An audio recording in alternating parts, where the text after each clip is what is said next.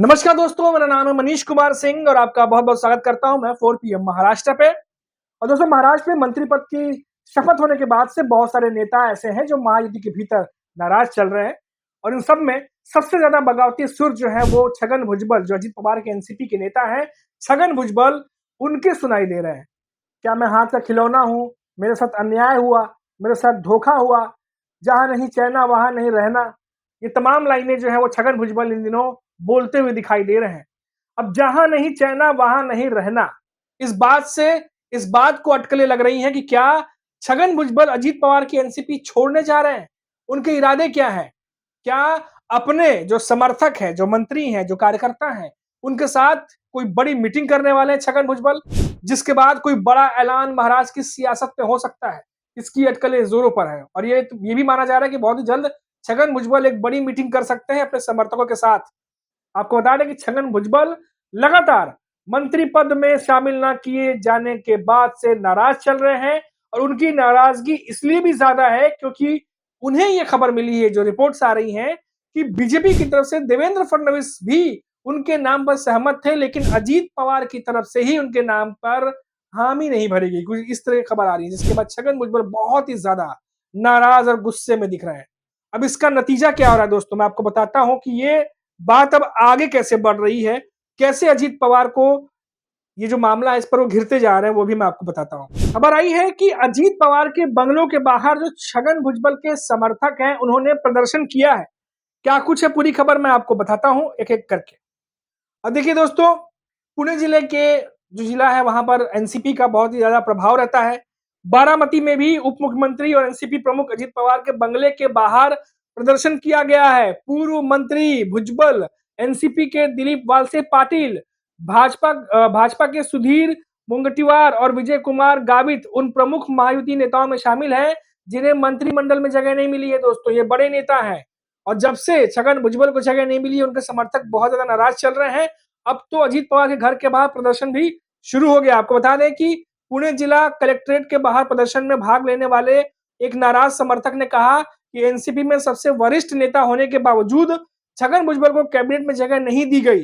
ये ओबीसी समुदाय का अपमान है। यदि आपने वरिष्ठ नेताओं को कैबिनेट में पद आवंटित करने का फैसला किया था, तो वह नियम छगन भुजबल पर क्यों लागू नहीं किया गया? और बताता हूं आपको, एक प्रदर्शनकारी ने मांग की है कि अजीत पवार के 2.5 साल बाद भुजबल को, जो 2.5 साल का फॉर्मूला चल रहा है, उसके बाद छगन भुजबल को उप मुख्यमंत्री पद सौंपने की घोषणा करें। सोचिए क्या क्या मांग की जा रही है इन दिनों। एक अन्य प्रदर्शनकारी ने कहा कि जब मनोज जरांगे पाटिल ने मराठा समुदाय के लिए ओबीसी का दर्जा मांगने के लिए भूख हड़ताल शुरू की, तो केवल छगन भुजबल ही थे जो ओबीसी के लिए खड़े थे। इससे पहले दिन में भुजबल ने अजीत पवार पर हमला करते हुए दावा किया कि मुख्यमंत्री देवेंद्र फडणवीस ने उन्हें कैबिनेट में शामिल करने के लिए कहा था, लेकिन अंततः नजरअंदाज कर दिया गया छगन भुजबल को। अब ये बात जो है दोस्तों, देखिए, भड़कती जा रही है। पहले छगन भुजबल कहते हैं कि क्या मैं किसी के हाथ का खिलौना हूं, उनका इशारा अजीत पवार की तरफ था। उसके बाद कहते हैं कि जहां नहीं चैना वहां नहीं रहना। तो क्या वो अजीत पवार की एनसीपी छोड़ने वाले हैं? अगर अजीत पवार की एनसीपी छोड़ने वाले हैं, तो कौन सी ऐसी पार्टी है जिसका दामन छगन भुजबल पकड़ेंगे? क्या वो शरद पवार की एनसीपी होगी? क्योंकि लोकसभा चुनाव के बाद देखा गया कि वो शरद पवार से लगातार मिलते भी रहे। लेकिन कुछ भी कहिए दोस्तों, महायुति के लिए नए सरकार के गठन के साथ ही, नए मंत्री पद के शपथ के साथ ही मुसीबतें खड़ी हो गई हैं और बढ़ती जा रही है दिन पर दिन। अब जो तमाम नेता हैं, इतने नेता इनके साथ में आए, इतने विधायक जीत करके आए हुए हैं, दूसरी पार्टियों से भी आए हुए हैं, अब किस किस को मंत्री बनाएंगे? तो ये 2.5 साल का कॉन्सेप्ट जो है बहुत ही स्मार्टली डिजाइन किया गया है। हालांकि कहा यह जा रहा है कि अगर परफॉर्मेंस सही नहीं होगा तो हम ऑडिट करेंगे, ऑडिट के बाद जो है वो देखा जाएगा कि कौन मंत्री पद पे रहेगा और कौन हटेगा। तो क्या ये वाकई में ये परफॉर्मेंस के हिसाब से ऑडिट करेंगे, या फिर मंत्रियों की फेरबदल होगी? 2.5 साल आप करिए, 2.5 साल फिर कोई और करेगा, फिर उसमें भी कोई अगर नाराज होता है तो इस 2.5 साल के बाद अगले 2.5 साल में 2.5 साल बचेंगे, उसके बाद फिर चुनाव आ जाएगा। फिर जो मंत्री असंतोष में है उनको फिर कहेंगे कि आप अगले चुनाव में 2 साल रुकिए, हम आपके लिए कुछ करते हैं। तो बड़ी ही स्मार्टली जो है वो महाराष्ट्र की सियासत में असंतोष जिन नेताओं के भीतर है उनको संतोषजनक बनाने के लिए, उनको शांत करने के लिए रणनीति तैयार करती हुई दिखाई दे रही है। अब दोस्तों देखिए, मैं छगन भुजबल से मैंने इसलिए शुरुआत की क्योंकि छगन भुजबल एक ऐसे नेता हैं, बड़े नेता हैं, जो 40 साल के करीब उनका अनुभव जो है वो राजनीति में हो गया है। और वो ऐसे नेता हैं कि शरद पवार की एनसीपी में काफ़ी ज़्यादा बड़ा कद रखते थे, मंत्री रह चुके हैं। महाराष्ट्र की सियासत में जिस तरीके से अभी मैंने आपको बताया कि कई सारे समर्थक ये कह रहे हैं कि ओबीसी समुदाय का अपमान है। तो देखिए कि कड़ी कहाँ से कहाँ जुड़ रही है, यानी आने वाले समय में महायुति के लिए जिस तरीके से हमने देखा कि मराठा आरक्षण जो है वो सिरदर्द बना हुआ था, बहुत सारी मुसीबतें खड़ी हुई थी। ओबीसी प्रोटेस्ट को लेकर के हमने देखा कि बहुत ज़्यादा निशाना साधा गया और फिर से देखिए, ये घड़ी कहीं न कहीं सुई जो है वो फिर उस तरफ घूमती नज़र आ रही है। तो क्या आने वाले समय में महायुति सरकार को उनके ही नेता घेर देंगे, जो नाराज़ चल रहे हैं? आप देखिए एकनाथ शिंदे की पार्टी के नेताओं के नाम देख लीजिए, कितने सारे नाम सामने आ रहे हैं।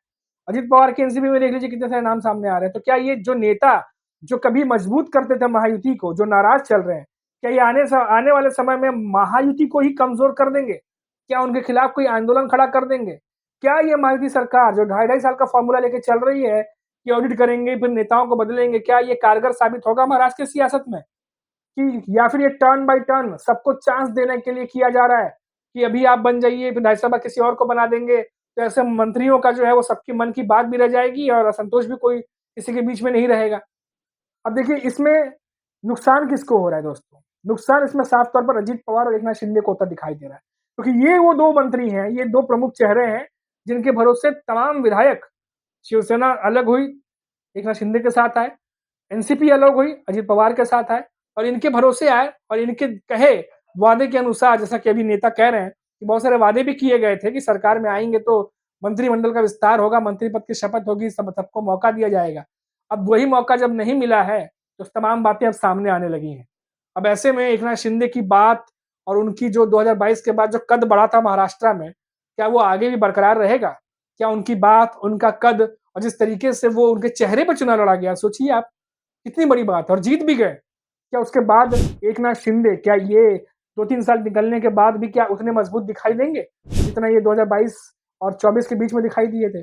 अजीत पवार का क्या होगा? क्या अजीत पवार 41 विधायकों का सरकार में तो हैं, लेकिन क्या ये ज़्यादा मजबूत रह पाएँगे? क्या अपनी माँगें मनवा पाएँगे बीजेपी से? क्या अपनी शर्तें मनवा पाएँगे? क्या किसी समझौते की स्थिति में या बार्गेनिंग पावर में अजीत पवार रहेंगे? ये अपने आप में बहुत बड़ा सवाल खड़ा होता है दोस्तों, क्योंकि बीजेपी 2019 के बाद आप देखिए, तो सरकार जब उद्धव ठाकरे ने बनाई थी, उसके बाद बीजेपी लगातार कोशिश कर रही थी कि कैसे भी करके वापस से बीजेपी की सरकार बनाई जाए और उसके लिए क्या कुछ हुआ, वो सब आपने देखा।